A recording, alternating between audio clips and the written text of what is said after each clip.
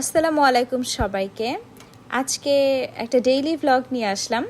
সারাদিন আমি সকাল থেকে রাত পর্যন্ত কি করি। তো আমি সকালে উঠেই ব্রেকফাস্টটা রেডি করে নিচ্ছি। আমার হাজব্যান্ড যেহেতু অফিসে চলে যাবে, তো ওর আর আমার জন্য একসাথেই খুব সিম্পলি আমি একটা ঝটপট ব্রেকফাস্ট এভরিডে বানিয়ে ফেলি।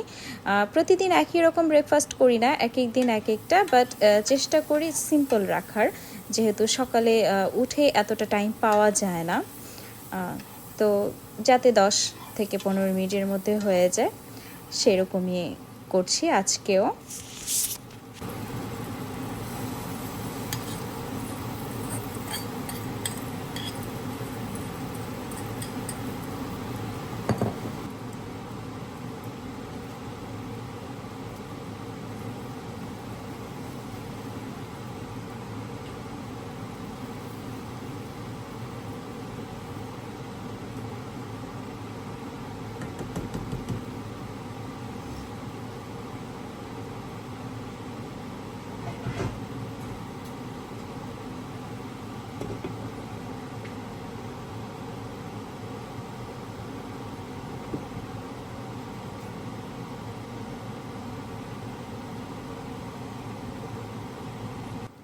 আজকে আমি এগ দিয়ে একটা ব্রেকফাস্ট বানাচ্ছি। তো এখানে আমি 4টা এগ নিয়ে নিয়েছি, সেটার সাথে কিছু পেঁয়াজ, কাঁচামরিচ আর কিছু ভেজিটেবল অ্যাড করে দিয়েছি। তো এটাকে জাস্ট সিম্পলি আমি ফ্রাই করে নিচ্ছি, পরে আমি রোল করে নিব এটাকে।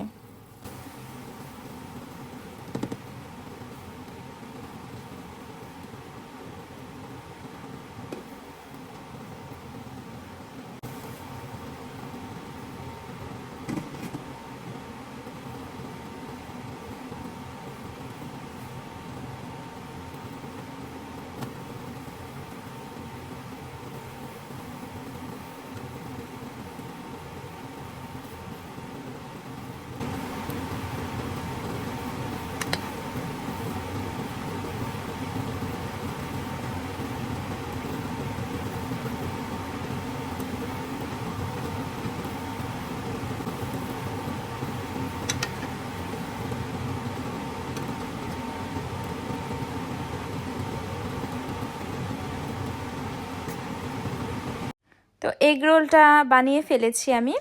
এখন জাস্ট এটাকে আমি কেটে স্লাইস করে নিব কয়েকটা।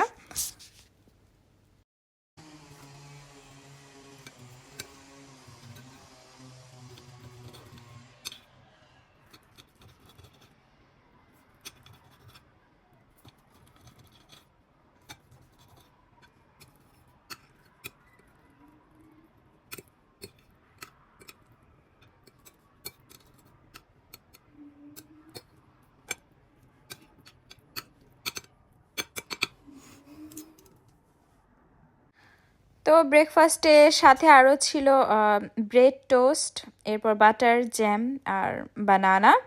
তো এটাই আজকে আমাদের ব্রেকফাস্ট। তো আমার হাজব্যান্ড খাওয়া দাওয়া করে বের হয়ে গেল অফিসের জন্য, আর আমি ওয়াশিং মেশিনে আজকে কাঁথাটা ধুতে দিয়েছিলাম, আর সাথে কিছু ওটার সাথে 2-3টা কাপড় দিয়ে দিয়েছিলাম।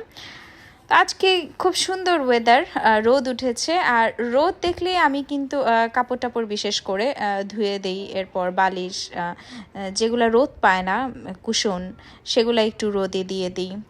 মানে রোদ দেখলে কাজ করার আগ্রহটা আসলে বাড়ে।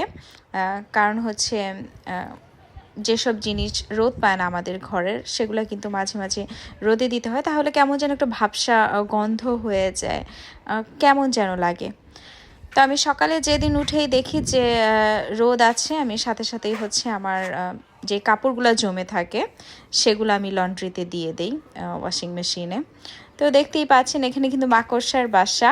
তো আমি এটাকে আর ভাঙিনি, এরকম ন্যাচারালি রাখতে দিয়েছি। আমার কাছে ভালো লাগে আসলে এগুলা দেখতে।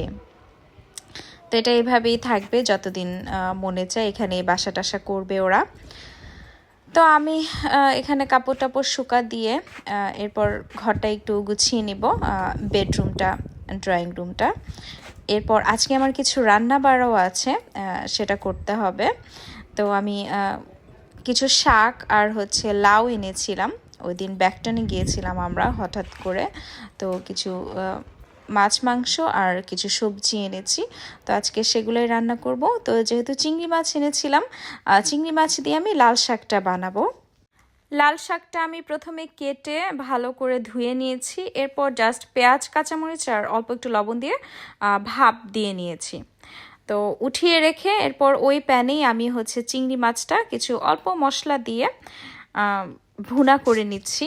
একটু ভালো মতো ভুনা ভুনা হয়ে আসলে, মশলাটা বিশেষ করে কষানো হয়ে আসলে, মশলার গন্ধটা চলে গেলে আমি লাল শাকটা এটার মধ্যে দিয়ে ভালো করে ভাজা ভাজা করে নেব।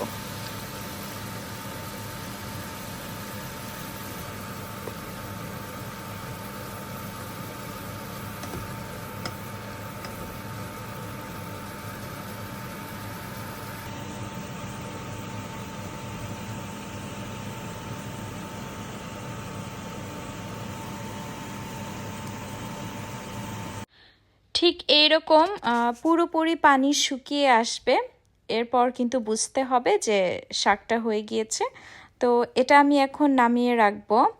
আর চিংড়ি মাছ দিয়ে এই লাল শাকটা খেতে কিন্তু গরম গরম ভাতের সাথে খুবই মজা লাগে।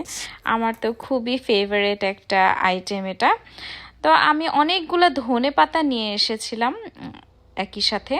তো ধনে পাতার ডাঁটগুলো দেখতে পারবেন, এই ডাঁটাটা অনেক মোটা মোটা, এগুলা তো আর কেটে কারিতে দেব না, এই জন্য আমি সুন্দর করে বেছে নিচ্ছি ঠিক এইভাবে বক্সে করে। এরপর আমি ফ্রিজে সুন্দর করে এটাকে রেখে দিব। যখনই ইনস্ট্যান্ট তরকারিতে কিছুতে দেওয়ার প্রয়োজন হবে, জাস্ট বের করে ধুয়ে কেটে নিলেই কিন্তু হয়ে যাবে। আমি লাউটা কেটে নিয়েছি এর মধ্যে, আর চিংড়ি মাছটাও কিন্তু মশলায় আগে আমি কষিয়ে নিয়ে এরপর মাছটা আমি একপাশে উঠিয়ে রেখে দিয়েছি। সেটার ভিডিওটা কেন করা হয়নি আমি আসলে জানি না, আমি ভুলে গিয়েছি। তো যাই হোক, এখন লাউটা হচ্ছে আমি ভালো মতো কষিয়ে নিচ্ছি। তো লাউটা এত নরম ছিল, এত কচি ছিল লাউটা, যে আমার তরকারিটা রান্না করতে কিন্তু বেশি সময়ই লাগেনি, লাউটা খুব দ্রুত গলে গিয়েছিল। তো জাস্ট আমি কতক্ষণ ঢাকা দিয়ে রেখে দিব, এরপরই কিন্তু উঠানোর পর দেখবো হালকা হালকা গলে গলে গিয়েছে, দেখতেই পাচ্ছেন। আর লাউয়ের তরকারিতে কিন্তু মশলাটা একটু অল্প দিতে হয়, বেশি ঝাল বেশি মশলা দিলে লাউয়ের তরকারি ভালো লাগে না। তো চিংড়ি মাছ দিয়ে লাউয়ের তরকারিটা কিন্তু আমার বাসায় খুবই রান্না হয়, এর আগেও আপনারা অনেকবার দেখেছেন আমি রান্না করেছি। এই জন্য আজকে আর ফুল রেসিপিটা আমি শেয়ার করছি না, যেহেতু কয়েকবার দেখানো হয়েছে।